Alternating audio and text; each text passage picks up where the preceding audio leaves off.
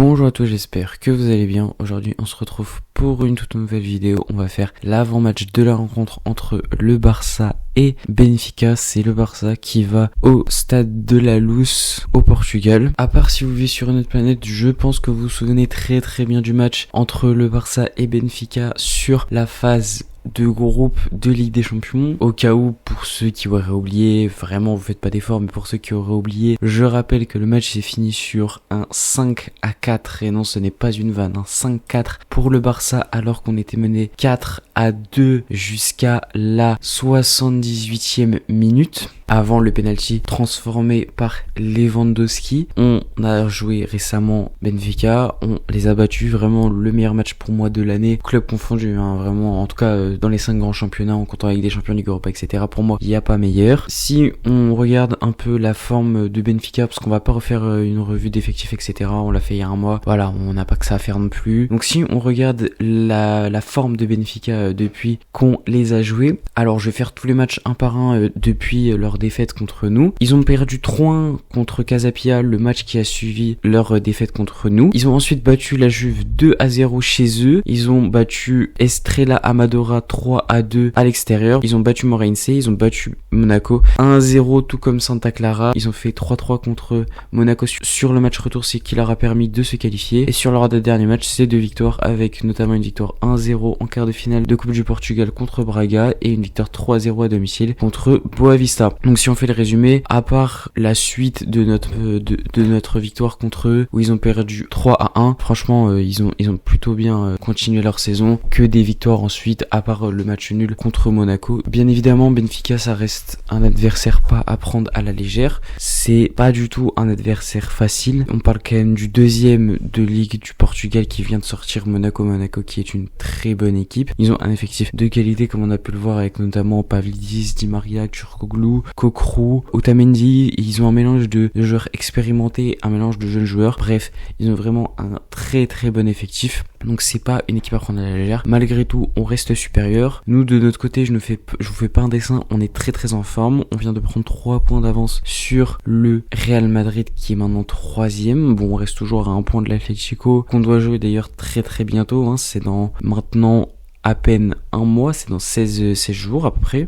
C'est le 16 mars, donc voilà, vous faites le calcul, ça fait 12 jours, vu qu'on est le 4. Et sinon, à part ça, on joue Osasuna ce week-end, puis on réenchaîne par Benfica, et on a après l'Atlético. Puis après l'Atlético, c'est la trêve internationale, donc on aura une pause de 2 semaines qui sera très longue et très infâme, comme d'habitude, puisque les trêves internationales sont dégueulasses tout le temps. Sinon, pour le Barça, honnêtement, tout va bien. Je sais pas si vous avez vu, je n'avais pas parlé, mais Victor Roque a été transféré à Palmeiras pour 25 millions d'euros plus 5 millions de bonus, et on garde 20% des droits du joueur pour une future revente. Donc pour moi on s'en sort très bien sur ce dossier, parce qu'on aurait pu en tirer beaucoup moins. Déjà 10 millions j'aurais trouvé ça pas mal, 25 millions Palmeiras, je sais pas qu'est-ce qu'ils font de leur argent, mais apparemment ils en ont vraiment beaucoup de l'argent pour en foutre n'importe où, n'importe comment. Mais bon, on va pas cracher dessus non plus très clairement. C'est dommage quand même pour ce joueur que je trouvais qu'il y avait quand même un peu de potentiel, on l'a jeté. Bon bah écoute, on fera avec, hein, c'est pas grave. Sinon, concernant un peu l'effectif aussi, Christensen, j'en ai pas parlé, s'est reblessé, donc on le verra pas. Ça parle de 3 à 4 semaines. C'est désolant pour Christensen, beaucoup crachent sur son nom je trouve, alors que ça reste quand même un très bon joueur selon moi. Ouais, les blessures ça reste quand même en train de le tuer, un peu comme Ansu Fati à l'époque, et toujours aujourd'hui d'ailleurs, puisque bah maintenant il est devenu invisible et ne sert plus à rien. Mais non, c'est dommage pour Christensen, parce qu'il était vraiment très bon, et je pense qu'il aurait vraiment pu s'acclimater à cet effectif, à la tactique de Flick. Donc c'est vraiment dommage. Sinon, qu'est-ce que j'attends sur ce match face à Benfica, parce que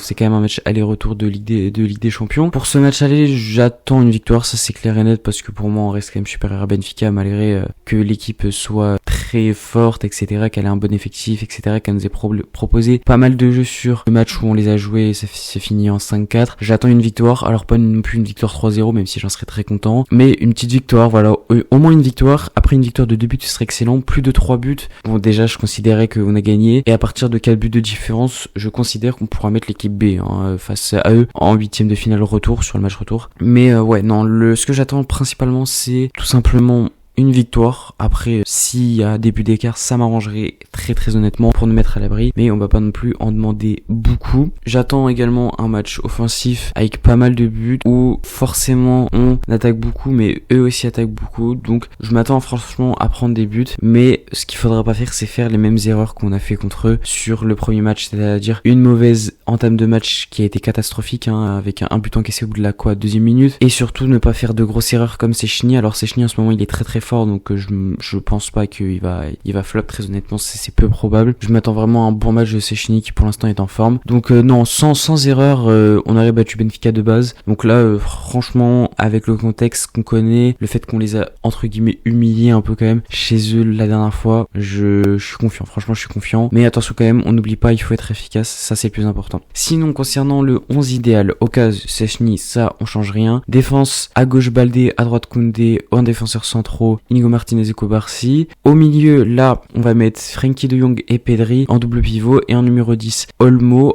c'est sûr qu'il sera titulaire, ça a été dit, la presse l'a donné l'info. Pedri, bon c'est pareil, on sait qu'il sera titulaire, il est sorti plus tôt contre la Real Sociedad, donc on le sait. Et Frenkie de Jong, je préfère Frenkie de Jong à Casado, qui a quand même plus l'expérience des grands matchs, etc. C'est pas le même profil certes, mais après si on mène tôt dans le match et qu'il y a trop de buts d'écart, oui, il pourra pas faire rentrer Casado dès qu'on peut pour faire sortir les joueurs qui en ont besoin, comme Olmo, Pedri, etc. qui on savent sont en cristal, surtout Olmo. Et enfin on finit par l'attaque, là on change pas, à droite Yamal, à gauche Rafinha, en numéro 9 Lewandowski. Donc concrètement c'est le 11 type. Rien à ajouter de plus, honnêtement. Avec ça normalement tu dois battre une équipe de Benfica qui, même si elle est bonne, on reste 18 fois dessus et on doit les battre sans aucun problème. Pour un petit pronostic, allez, je vais vous donner un petit pronostic. Je pense que le Barça va gagner 3-1 ou 4-1. En tout cas c'est un score, si un des deux scores arrive, franchement ça suffirait largement pour les qualifications. C'est pas à l'extérieur que Benfica va marquer 2 ou 3 buts au Barça, et non, on va rien mettre, c'est impossible, je vous le dis. Donc voilà, on verra après, mais je suis très confiant sur cette confrontation directe, et encore plus pour aller jusqu'en demi-finale, parce qu'après tu joues Dortmund-Lille. Je m'attends à voir Lille personnellement, mais Lille ça reste 6 fois en dessous du Barça, surtout en match retour. Pour moi, en match aller-retour, ils ont aucune chance, vraiment aucune chance. Voilà, c'est la fin de la vidéo, j'espère que vous aura plu. N'hésitez pas à me dire ce que vous en avez pensé en commentaire. Vous pouvez aussi me donner votre pronostic là-bas. N'oubliez pas de me follow sur tous les réseaux, que ce soit TikTok ou Insta, où je republie des segments de mes vidéos, donc vous choisissez celui qui vous plaît et vous pouvez le regarder. Je suis aussi bien évidemment sur Twitter,